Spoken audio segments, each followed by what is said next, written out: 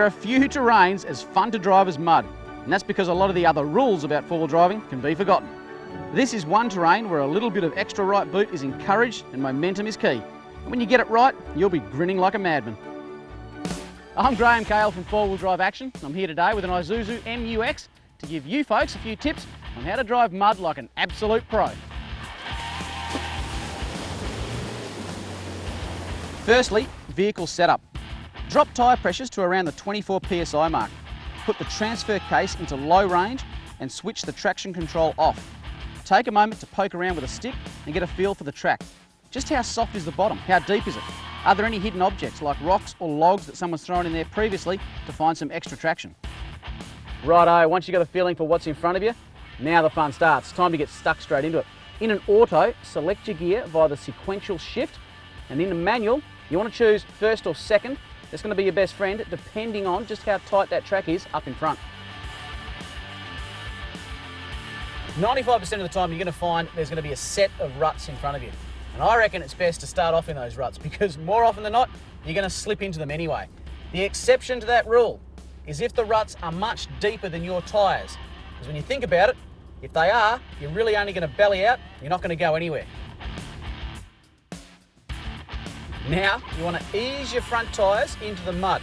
You certainly don't want to go at it like a bull at a gate.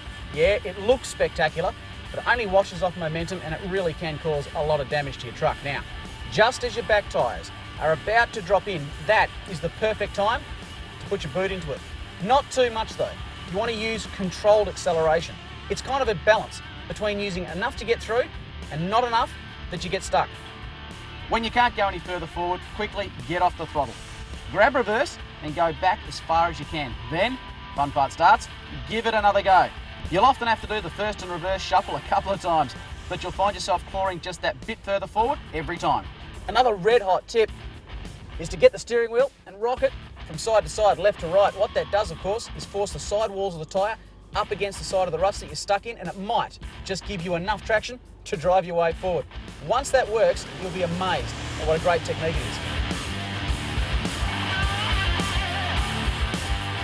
Now, if you've had a full and fun day in the mud like we just have, make sure you wash your four-wheel drive thoroughly when you get home to keep it in top nick. Now, it's also worth mentioning that if you tackle some deeper mud holes than the ones we did today, it's a good idea to get along to your local Isuzu Ute dealer and get them to check it out thoroughly as well.